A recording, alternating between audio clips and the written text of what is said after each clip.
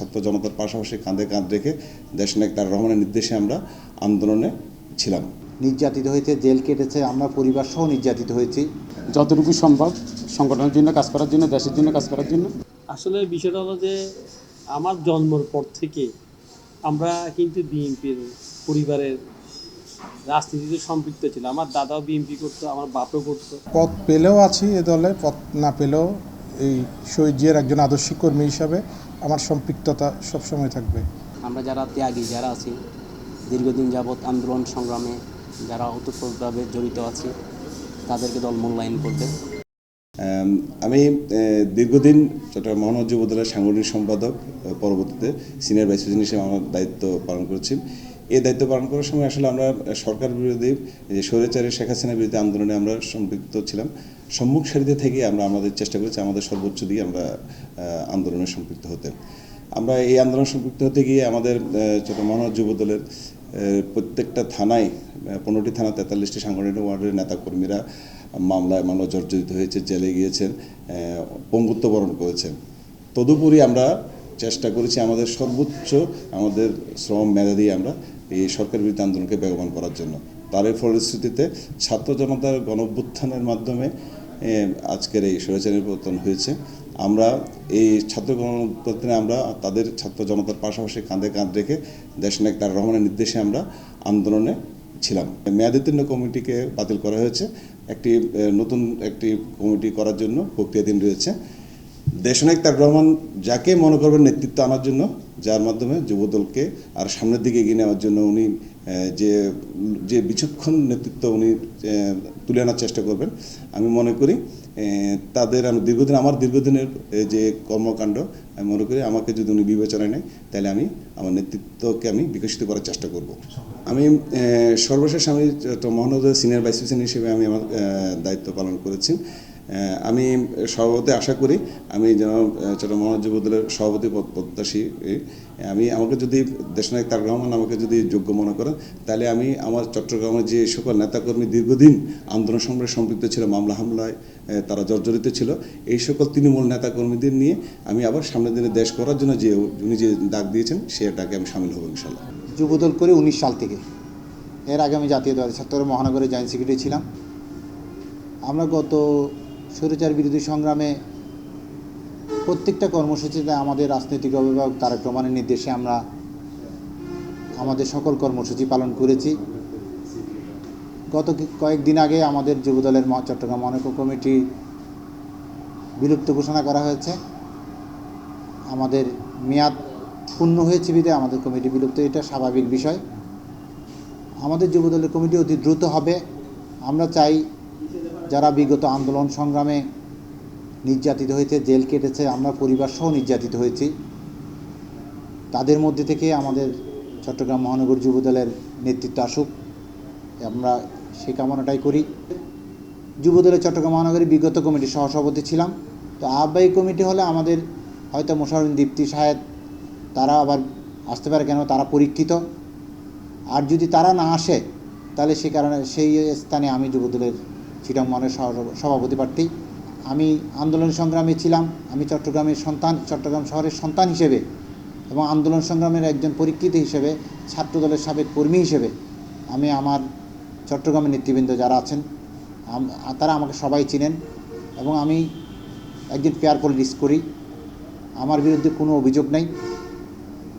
যেটা আমার নেতা, আমাদের রাজনৈতিক অভিভাবক তারেক রহমান চায় এবং আমার দল চায়, সেই জায়গায় আমি নিজেকে 100% ইয়ে করতে পারি।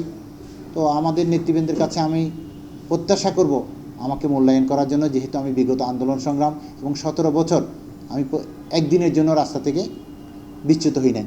আমাকে দল মূল্যায়ন করলে অবশ্যই আমি আমার নেতা তারেক রহমানের নির্দেশিত পথে হাঁটব এবং আমার সংগঠনকে আরও শক্তিশালী করার জন্য আমি কাজ করব। যে জাতীয়তাবাদী যুব দল চট্টগ্রাম মহানগরে যারা বিগত বছর আন্দোলন সংগ্রামে ছিল, নেতাকর্মীদের সাথে যাদের টাচ আছে, যোগাযোগ ছিল এবং যারা সামাজিক রাজনৈতিক কর্মকাণ্ডের মাধ্যমে দলের পরিধিকে, দল যেটা চায়, দলের যে চিন্তা চেতনা এটাকে ধারণ করে, তাদেরকে নেতৃত্বে আনা হবে। এভাবেই আমাদের দলের চেয়ে হাইকমান্ড থেকে এভাবে করে বলা হয়েছে।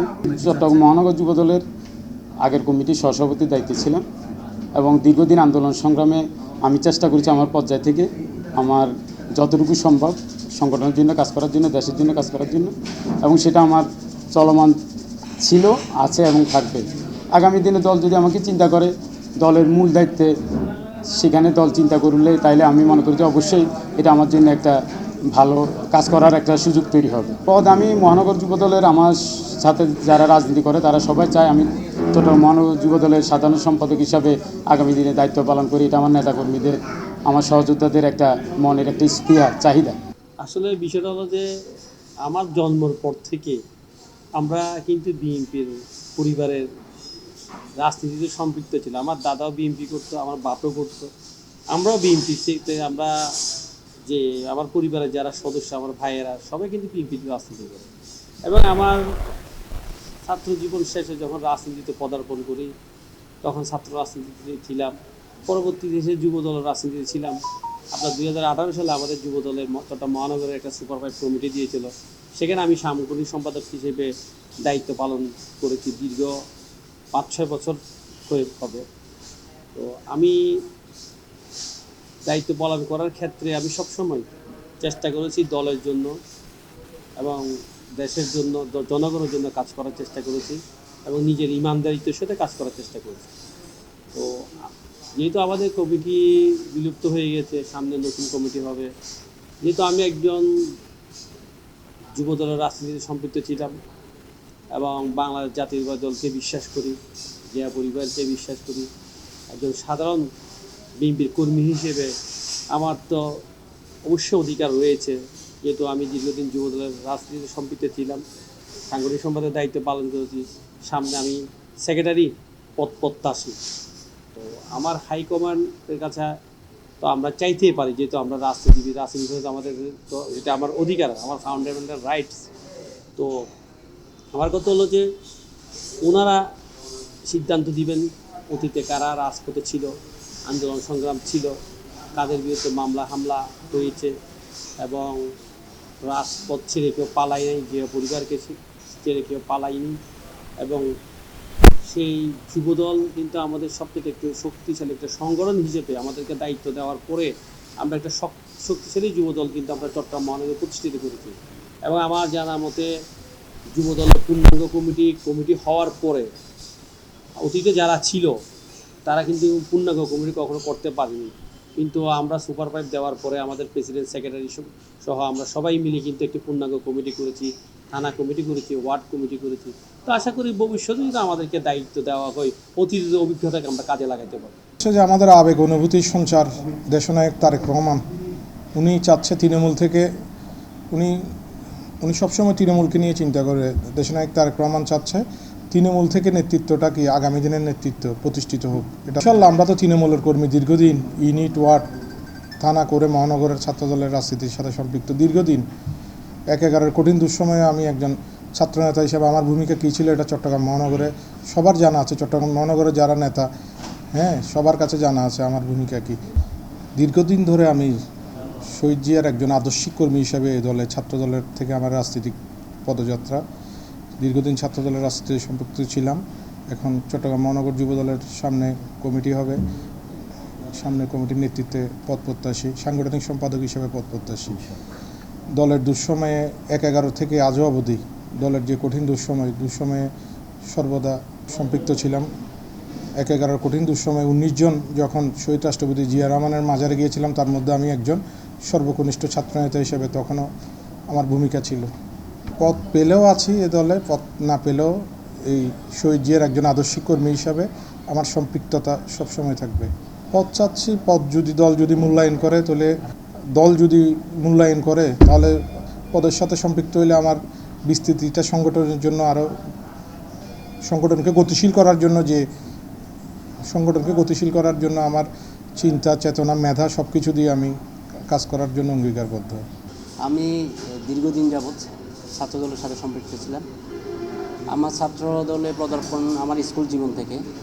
আমি 1995 সালে আপনার স্কুল বিষয়ক স্কুলের আপনার সাধারণ সম্পাদক ছিলাম, স্কুল কমিটি যে ছিল ওটাতে। এরপর থেকে আমার রাজনীতিতে পদার্পণ শুরু এবং কন্টিনিউয়াসলি আছি, রাজপথে আছি।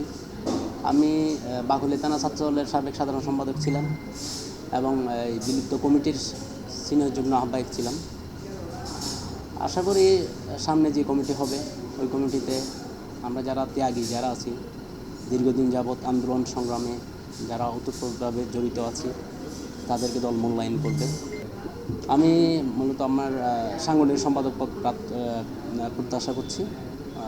সংগঠনকে সুন্দরভাবে গোছানোর জন্য সাংগঠনিকভাবে যাতে সাবেক ছাত্র নেতাদের নিয়ে দলকে আরও সুন্দরভাবে গোছানো, সুন্দরভাবে রাজপথে দলের জন্য কাজ করতে পারি, সেই সুযোগ ইনশাল্লাহ আমি মনে করি দল আমাকে দিবে। বিগত সংগ্রামে যারা রাজপথে ছিল, মামলায় জর্জরিত, কারাবরণ করেছেন বেশ কয়েকবার, যেমন আমি নিজেও 2বার কারাবরণ করছি, মামলা আছে অনেক। আশা করি দল এই ত্যাগী যারা আছে তাদেরকে এবং সাবেক ছাত্র নেতাদেরকে মূল্যায়ন করবে।